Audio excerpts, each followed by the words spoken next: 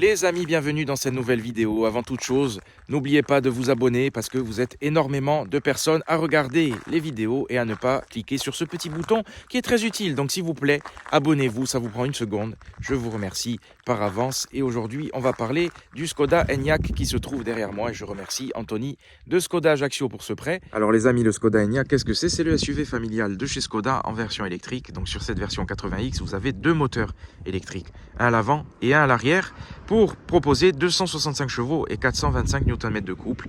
Donc on est sur une ligne assez racée, hein, je le trouve assez sportif, assez dynamique. On reconnaît de suite que c'est une Skoda parce que la forme des phares, le logo énorme, voilà, il y a les lignes tirées de chez Skoda. Voilà, c'est pincé sur cette ceinture de caisse. C'est très beau. Je vous fais un tour pour commencer de la voiture parce que je la trouve très très belle. Elle existe également en version coupée, hein. Donc si vous voulez quelque chose d'encore plus sportif, vous avez la version coupée avec l'arrière plongeant qui est très très jolie également. Là on est vraiment sur l'aspect familial avec un coffre immense. Et regardez comme c'est travaillé. C'est du Skoda, c'est très beau. En bas également, je mets le doigt où il ne faut pas parce que je regarde en vrai et pas sur l'écran du téléphone, mais c'est pas grave.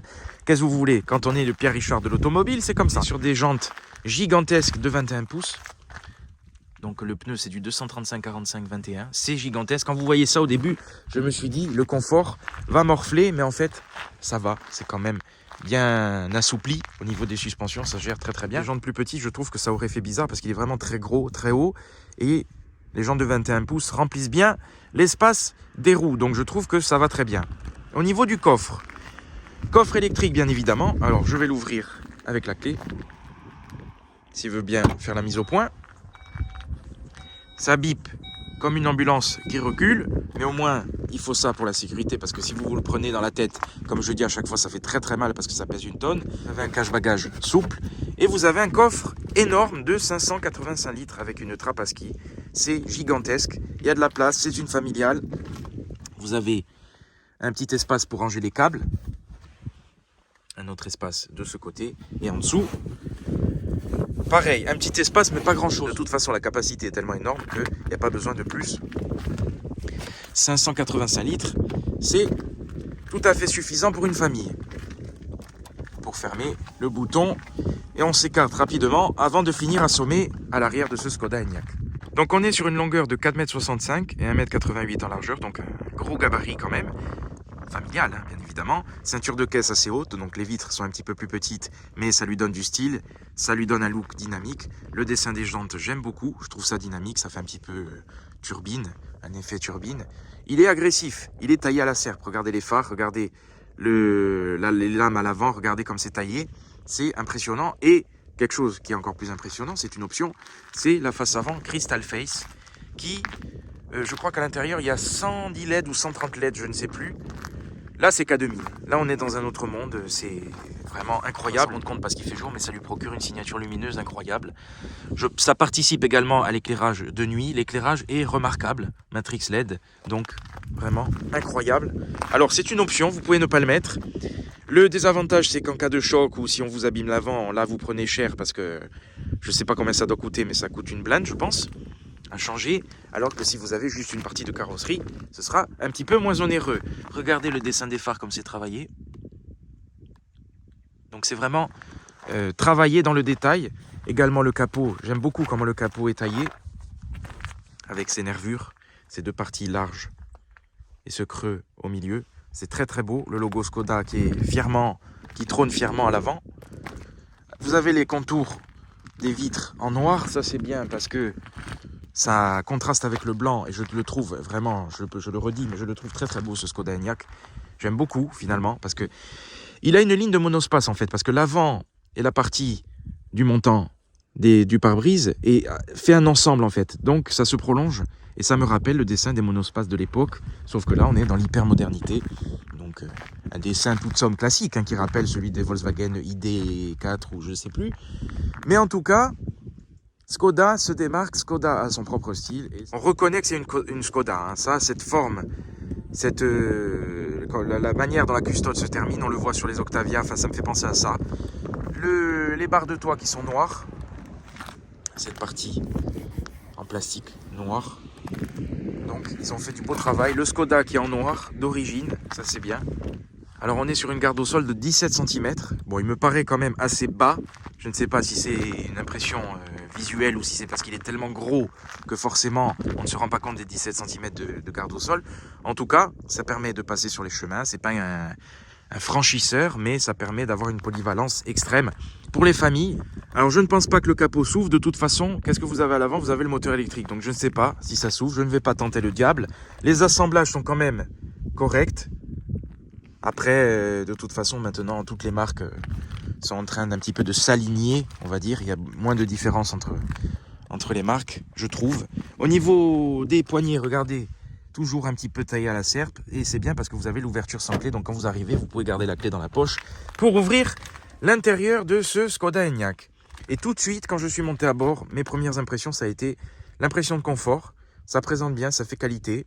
Donc, rien à dire parce qu'il y a un vrai travail qui a été fait sur ce Skoda. Le volant, tout de suite, il donne envie d'être pris en main. Là, vous avez une partie moussée. Et c'est bien aligné, il n'y a rien à dire. Le siège électrique, qui est assez large et assez profond. Donc, même s'il n'y a pas de prolongateur de l'assise, c'est pas nécessaire parce que c'est déjà très profond. Vous avez, on ne le remarque pas de suite quand on monte à bord, mais vous avez un espace énorme en dessous. Quand vous êtes à l'intérieur, c'est pas pratique d'accès. Mais en tout cas, pour un long voyage, vous pouvez mettre un sac, des objets, donc voilà. Ça a le mérite d'exister, d'avoir libéré la console centrale. Simply Clever, qu'est-ce que c'est chez Skoda? C'est ça. Vous avez le parapluie qui est rangé directement dans la portière. Ça peut également servir de matraque. Et puis comme ça, quand il pleut, il n'y a pas à dire « Oh, est-ce que j'ai le parapluie dans le coffre? Je l'ai oublié, je ne sais pas où il est. » On s'en fout, il est là. Voilà, c'est ça qui est bien. Ça devrait être sur toutes les voitures. Notez, quand vous sortez de la voiture, le siège se recule automatiquement comme chez DS pour vous faciliter la sortie. Quand vous rentrez dans la voiture, il s'avance. Là, je vais l'avancer un petit peu. Le passepoil gris. Voilà, des petits détails qu'on remarque avec le fond des aérations qui est gris également. Ça fait, le siège fait limite sportif. Hein. Vraiment, il est très beau, très épais. On va passer à l'arrière parce qu'il fait froid. Voilà, l'espace à bord est incroyable, incroyable. Bonne impression visuelle de qualité, ça donne envie d'aller s'asseoir, d'aller voyager à bord de cet Enyaq. Et on va monter à bord. Vous avez vu sur ce siège magnifique, avec cet espace sous l'appui-tête. Alors, je m'installe, je ferme la vitre. Tout de suite, qu'est-ce que vous remarquez? Si vous l'avez remarqué, si vous l'avez pas remarqué, c'est pas normal. Hein. Le toit panoramique énorme, gigantesque. Ça, c'est très pratique pour une petite famille. Vous avez, pareil, Simply Clever. Tout de suite, c'est là. On va mettre le store. Voilà. Alors, comment ça se met? Voilà. Pour faire une petite ambiance tamisée. Ça, c'est très, très bien. Parce qu'au moins, c'est là. Bon, par contre, ça claque, ça vous claque le doigt avec. Hein. Bon. Donc, énormément d'espace. Vraiment, je suis très, très bien installé. La banquette est profonde, donc ça c'est bien, ça prend bien les jambes pour faire des longs voyages, il n'y a aucun problème. On se sent vraiment très très bien à bord. Il y a des versions qui bénéficient également d'une tablette.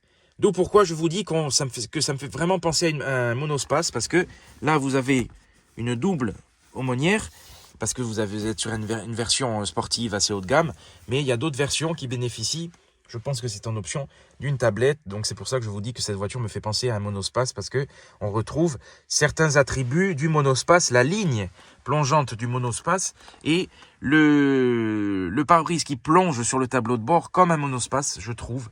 Donc une voiture vraiment qui évoque la famille, le voyage. Pareil, Simply Clever. Hop, si vous avez besoin de place pour le troisième passager à l'arrière. D'ailleurs, qu'est-ce que vous avez? Vous avez des prises USB, vous avez les boutons de clim pour régler votre partie arrière directement depuis ici. Vous avez, là par contre, ça craque un peu le chrome, mais c'est pas grave. C'est pas grave. Les sièges chauffants à l'arrière également, ça c'est très bien.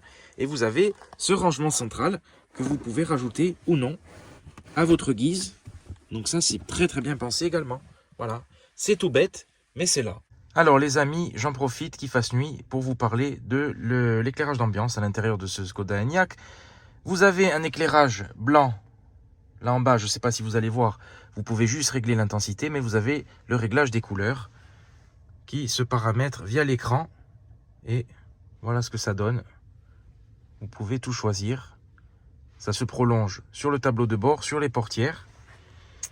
et ça permet de bien paramétrer à votre guise l'ambiance intérieure. C'est vraiment très joli, ça détend, c'est très bien. J'en profite pour vous montrer l'éclairage qui est impressionnant. Voilà, en feu de route. Alors, je ne sais pas si vous allez voir grand-chose, mais voilà ce que ça donne. Toute cette signature lumineuse qui se parcourt sur toute la voiture. Et vous avez une couleur différente sur la portière quand vous coupez le contact. Le Skoda qui est affiché fièrement au sol. Et regardez, quand vous verrouillez la voiture, ça vous fait... On est dans le noir total. Hein. Je suis vraiment dans une zone campagnarde. Regardez la signature lumineuse quand vous démarrez. D'ailleurs, regard très agressif.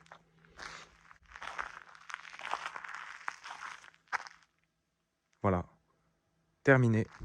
Je ne sais pas si vous allez voir, mais quand vous croisez une voiture, ça estompe le côté où l'obstacle arrive et ça se rallume. On voit les carrés en fait, hein, c'est des carrés de LED. Et voilà, regardez la différence en croisement et route. Ça éclaire super bien. Alors quand vous montez à bord de l'Enyaq, tout de suite vous avez une réelle impression de confort qui se dégage, notamment grâce à ce siège qui est sublime, avec la l'appui-tête intégrée. Un siège quand même assez baquet, hein. Le maintien est excellent, mais c'est moelleux. Voilà, on n'est pas sur du perle de lait, mais en tout cas on est sur du bio-village ou quelque chose de similaire, d'assez crémeux, du jockey. Voilà, on est vraiment très très bien. Donc dans cette bulle de confort, vous êtes face à ce volant qui est hyper agréable, en cuir perforé, avec toutes les commandes disponibles, les aides à la conduite, puisque cette voiture bénéficie de la conduite autonome de niveau 2. Le volant chauffant, ça va de pair avec les sièges chauffants, 3 niveaux de chauffe, des belles molettes style aluminium. Alors là, ça fait un petit peu plastique bas de gamme, mais c'est rien de gênant parce que c'est assez doux au toucher, c'est agréable. Le logo Sportline qui est gravé, avec le méplat, un volant très agréable. En face de vous, vous avez un petit cockpit visuel. Tout est digital, tout petit écran qui contraste avec l'écran gigantesque que vous avez au centre. Alors, écran qui n'est pas orienté vers le conducteur. C'est un petit peu dommage parce qu'il est tellement grand et il y a tellement de fonctions que c'est un petit peu déstabilisant au début. Il faudra un apprentissage pour découvrir toutes les fonctionnalités. C'est un petit peu complexe au niveau de l'interface, c'est pas toujours intuitif et surtout, c'est pas un problème propre à Skoda puisque c'est toutes les voitures modernes qui sont comme ça. Je trouve que les écrans, ça déstabilise quand vous conduisez parce que vous êtes obligé de quitter la route des yeux et quand vous connaissez pas la position des fonctions, vous êtes obligé de regarder plusieurs fois et vous quittez très souvent la route des yeux, donc ça c'est dommage. Par contre, l'écran très lisible, très bonne qualité et vous avez énormément de paramètres. Donc c'est vraiment des voitures maintenant où il faut... c'est plus le manuel d'utilisation puisqu'il est digital, mais je ne sais même pas s'il est dans la boîte à gants. Mais je ne sais pas. En tout cas, la boîte à gants est grande. Vous avez cette lame qui, je pensais au début, on aurait dit un écran où j'ai dit il va peut-être y avoir des fonctions. Mais moi, c'est un petit peu caché avec ma position de conduite par le volant. Et en fait, je pense qu'ils ont mis cette lame qui est en plastique hein, pour cacher le trou de l'affichage tête haute qui est projeté. Donc je pense que c'est pour ça qu'ils ont fait ça, parce que le tableau de bord est sur un même niveau de profondeur et c'est très joli avec ce motif de la Sono qui est d'ailleurs repris sur les portières. Donc voilà, un grand bac de porte, là une poignée en plastique bas de gamme, là un effet carbone qui est joli, une poignée très esthétique, c'est vraiment pas mal. On aime ou on n'aime pas, mais c'est en tout cas très joli. Les boutons sur le côté pour les phares automatiques. Vous avez ce bouton pour ouvrir la petite cachette pour cacher ce que vous voulez. Les aérateurs qui sont bien intégrés avec ce motif carbone qui est repris sur toute la longueur de la planche de bord. Il dépasse, il ne gêne pas la visibilité, donc ça c'est bien. Mais c'est énorme, hein. C'est un iPad posé sur la console centrale. Ça se prolonge ici avec 2 porte-gobelets, et ça c'est très pratique parce que Simply Clever, hein, c'est la politique de Skoda, d'être dans la praticité. Et regardez, c'est tout bête. Certains constructeurs auraient peut-être laissé vraiment cette partie fixe, donc vous 2 porte-gobelets point barre, alors que là, vous pouvez vous en servir comme un rangement. Voilà. Il y a 2 chargeurs induction, de rangement pour le téléphone. Je pense que ces 2 parties permettent la recharge. Un grand rangement sur cette partie-là avec un tour chromé. Piano black, comme sur la clé. Un mini levier de vitesse puisqu'il n'y a plus de vitesse. Marche avant, neutre ou marche arrière. Alors c'est bien parce que quand vous mettez le pied sur le frein et que vous mettez en D directement, pas besoin d'appuyer sur le bouton de démarrage qui est là, puisque la voiture se met directement en route. C'est ce qu'on va faire tout à l'heure. 2 petits rangements, je pense, pour des jetons de caddie. Un accoudoir qui se lève et qui permet d'avoir un espace très profond de rangement, modulable, hein, toujours. Et ce qui est bien, c'est que vous pouvez régler la hauteur. Voilà, ça, c'est très très bien. Rien à dire sur ce niveau-là, la boîte à gants. Donc, il y a pas mal de rangements. Et puis, de toute façon, la sensation d'espace est tellement importante que on se sent bien à bord de cet Enyaq. Le rétroviseur central qui est sans contour. C'est très beau, ça gêne pas la visibilité. L'éclairage tactile. Alors, toujours cet effet un petit peu cristal. Hein. Je ne sais pas si vous allez voir le motif. Le bouton SOS. Là, il y a les boutons également.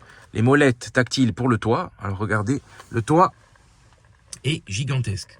Vraiment, rien à dire. Toit ouvrant, panoramique. Et vous avez ces molettes pour régler, pour fermer. Alors, pareil, je ne sais pas. Là, la voiture est éteinte. Donc, bon, on va pas chercher. Ça fait plus de luminosité. Donc, c'est pas mal.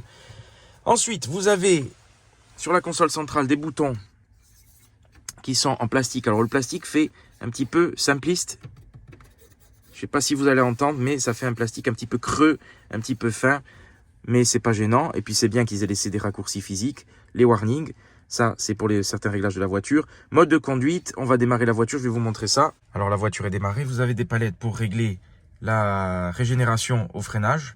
Donc, soit ça freine plus fort ou moins fort. En tout cas, vous avez ce freinage automatique typique des électriques. Donc, pas forcément besoin d'utiliser la pédale de frein en aluminium. Le bouton pour la mise en route de la conduite autonome et le régulateur de vitesse. Alors, c'est complexe. Au début, j'ai appuyé, quand j'ai pris la voiture, je ne l'avais pas vraiment en main. J'ai eu du mal à couper la conduite autonome. Alors, je ne sais pas, je crois que c'est ce bouton. Je ne sais même pas encore. Il faut se référer au manuel d'utilisation, le bouquin de 300 ou 400 pages maintenant sur les électriques. Il faut tout apprendre parce que c'est complexe. C'est comme ça, il y a tellement d'options. À vouloir simplifier les choses, on les complique, mais c'est comme ça. Et surtout, vous avez ces aides à la conduite qui nous pourrissent la vie. Enfin, c'est mon avis personnel après, c'est l'avis de beaucoup de monde, je pense. Mais vous avez ce menu qui est très esthétique pour couper les aides à la conduite, notamment le Line Assist, donc le maintien dans la voie qui est très désagréable et très intrusif. Voilà, vraiment. Dès que vous dépassez un petit peu, alors c'est précis, on sent que les capteurs, ils sont au point. Mais personnellement, ça me dérange. Ça se remet à chaque démarrage. Ça, c'est dommage, mais c'est comme ça. Vous avez ce magnifique Enyaq qui est repris. Une belle coupe, beau design. Et vous avez énormément d'informations, comme une vraie tablette. Hein. Là, pour le coup, on n'est pas comme chez Volvo, il y avait ce petit écran plus simpliste. Là, on est dans l'hyper-modernité. Vous avez également cette barre.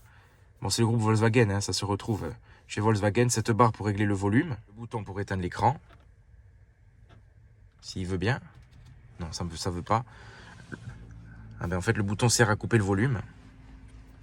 Vous voyez, c'est ça qui est dommage sur ces hyper-modernités, c'est que c'est complexe. Franchement, c'est complexe. On veut simplifier les choses. Moi, je trouve que c'est trop complexe. AirCare, je ne sais pas ce que c'est. La glace est ouverte. Ah oui, c'est pour purifier sûrement l'intérieur. Voilà. En cas d'asphyxie chronique. Donc, climatisation. Les boutons de clim, les boutons, ça c'est bien parce qu'ils ont laissé un petit bouton pour le siège chauffant. Par contre, au début, quand j'ai appuyé sur le volant chauffant, je me disais où est l'indicateur, je ne sais pas. Je croyais qu'il allait être là. Et puis en fait, il est là en haut. J'ai mis un petit temps à le trouver. Surtout quand vous faites ça en roulant en fait. C'est pour ça qu'il faut bien apprendre. Vous voyez, vous avez 3 niveaux. Il faut bien tout apprendre avant de rouler. Bien évidemment, les fonctions de clim automatique. Vous pouvez également régler la climatisation à l'arrière. Vous avez le bouton des modes, donc quand vous appuyez dessus, mode éco, confort, normal ou sport, ou traction, un petit mode de neige, vous avez également un mode individuel qu'on peut paramétrer. En fait, il y a 2 moteurs, un à l'avant et à l'arrière, et à la base, c'est une propulsion. Elle n'est pas tout le temps en 4 roues. ACC, ça c'est pour les réglages également de conduite et les réglages de climatisation. Voilà, vous avez ce mode individuel, donc ça c'est bien. Après, on va essayer le mode sport. Vous avez ensuite le parc assist. Alors, au niveau du parc assist, on va parler de la caméra de recul. Donc le petit levier. Au niveau de la caméra de recul, c'est grand, mais c'est flou. C'est assez pixelisé. C'est pas exceptionnel au niveau de la qualité. Mais ce n'est pas gênant puisque si vous n'avez pas vu la vidéo de la GT3, la caméra est pire sur la Porsche GT3 à 300 000 € que sur cette Skoda Enyaq à 50 ou 60 000 €. Par contre, caméra 360 et vous avez également la caméra à l'avant, voilà, qui est de meilleure qualité à l'avant, j'ai l'impression, qu'à l'arrière. Je ne sais pas pourquoi, est-ce qu'ils ont joué sur la qualité de la caméra, mais en tout cas, ou est-ce que c'est une impression, mais c'est très bien qu'il y ait la caméra 360 et ça permet de faciliter la manœuvre avec ce gros véhicule. Donc c'est bien qu'ils aient laissé ces boutons assez discrets, ces raccourcis-là, surtout au niveau de la clim, même si vous avez ces boutons-là, mais en fait, quand vous appuyez, vous voyez, au niveau, là, on est dans l'intuitivité, ou non, justement, parce que quand vous appuyez dessus, j'ai dit, tiens, ça va être un raccourci de la clim. Pas du tout, vous avez juste la température de ce côté-là, voilà, et du côté passager également. Donc, il faut accéder à un autre menu pour régler, voilà, il y a des menus, des sous-menus, c'est complexe. Vous avez donc téléphone, radio, navigation, véhicule, recharge. Véhicule, vous avez beaucoup d'options au niveau de l'habitacle, rétroviseur, éclairage confort, éclairage route. À noter l'éclairage, je vous mettrai un extrait de nuit, c'est remarquable, ça éclaire d'une manière incroyable. Au niveau de l'habitacle, également des réglages. Ça, c'est assez clair, mais il faut être à l'arrêt pour faire tout ça, parce que franchement, voilà. Clim Station, qu'est-ce que c'est? Température. Vous pouvez paramétrer la chauffe de l'habitacle, ça c'est bien. Fréquence sur les électriques, mais c'est très bien. Aide à la conduite, manuel, ça oui, ça il faut le lire. Hein. Il y a tout. Hein. Franchement, regardez tout ce qu'il y a à lire. Il y a énormément de choses à apprendre. SmartLink, vous avez le Android Auto et CarPlay, ça c'est très bien. Vous pouvez régler l'écran, fond d'écran. Voilà. Vous pouvez paramétrer comme sur une tablette, comme sur un ordinateur. Je crois que le haut de la voiture a été vraiment valorisé et ça contraste avec le bas de la voiture, c'est dommage. Mais on ne peut pas tout avoir. Vous avez ce petit écran donc, qui est vraiment pas mal. Les boutons de réglage pour afficher des informations. Donc, je ne sais pas, hein, là aussi on peut paramétrer. Quand vous roulez, ça vous affiche la route. Sûrement pour la conduite autonome. L'autonomie, vous avez la consommation depuis le départ. Je suis parti, j'avais 74% d'autonomie. En fait, j'avais 250 km d'autonomie à peu près. Ça tient compte de la consommation précédente. Donc, s'il n'a pas été ménagé, s'il a été conduit de manière sportive, ce n'est pas, ça reflète pas la réalité. Dans tous les cas, c'est une voiture qui annonce jusqu'à 495 km d'autonomie. Apparemment, on en est loin. Je pense qu'on peut être à 350 km d'autonomie maximale, surtout avec cette conso, d'autant plus. Mais on n'est pas aux 500 km annoncés. Dans tous les cas, 300 km, ça suffit amplement. C'est quand même assez qualité. La qualité est quand même au rendez-vous. Voilà. Il y a quelques plastiques durs qui craquent, mais c'est pas trop gênant. L'assemblage est bon. Les alignements aussi, je regarde toujours les alignements entre les portières parce que des fois, cette partie-là, je me mets bien le doigt au niveau de l'écran, là où il faut. Cette partie-là, souvent, par exemple, elle est mal alignée d'un côté. Ce n'est pas symétrique. Alors que là, c'est symétrique. Il n'y a rien à dire, c'est bien fini. Visibilité excellente. Les rétros qui sont très fuselés aussi. Et grands, ça c'est bien. Vous avez ce petit carré qui est en fait le détecteur d'angle mort. Voilà, quand vous montez à bord de la voiture, ce que je n'aime pas, c'est ce menu. Bienvenue Anthony, parce que c'est son profil qui est configuré. Cet écran ne part pas. Vous êtes obligé d'appuyer sur OK ou changer d'utilisateur. Je trouve ça vraiment dommage parce que vous avez envie, quand vous démarrez la voiture, d'accéder directement au menu. Peut-être que c'est paramétrable, mais en tout cas, c'est un petit peu dommage. C'est parti. Alors, on va mettre le mode sport pour voir un petit peu ce qu'il a dans le ventre. 0 à 100 en 6 secondes 9, ce qui est tout à fait correct pour 2 tonnes 2. Et c'est pas la vocation de toute façon de cette voiture. Donc là, par exemple, vous voyez, j'étais en train de réfléchir où sont les modes de conduite sur l'écran. Bon, heureusement, il y a le raccourci ici. Et je me demande s'il n'y a pas que par ici que vous pouvez y accéder. Là, il bip, il a détecté quelque chose, je ne sais pas. Trop de modernité, faites attention à périphérie.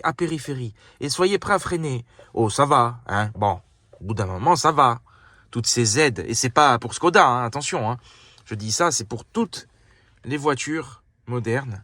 Et je sais que ça dérange pas mal de monde. Voilà. Mode sport, on va voir ce que ça donne. C'est très beau, hein. On a un circuit, carrément. Ou une autoroute, je ne sais pas. Allez, c'est parti. On y va. Petit coup de pied au cul. Ça pousse quand même.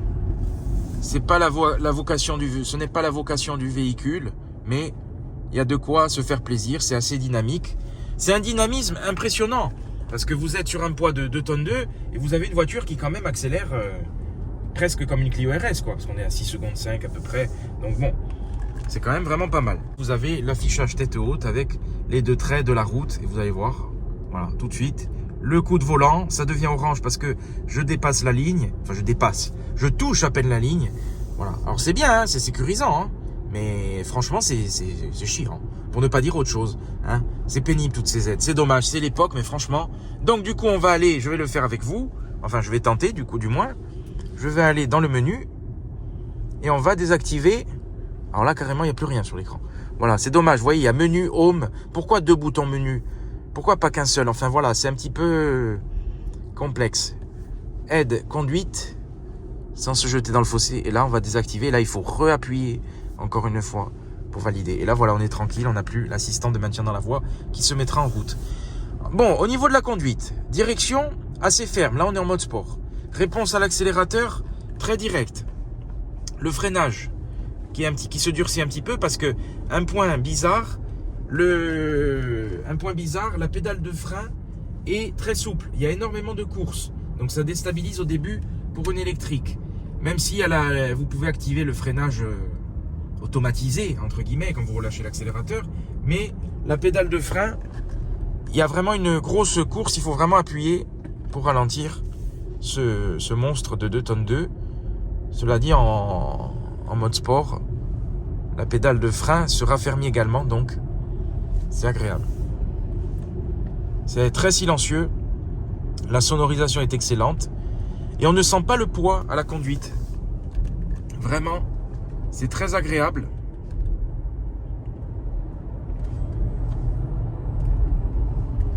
C'est pas un foudre de guerre, mais il y a de quoi faire.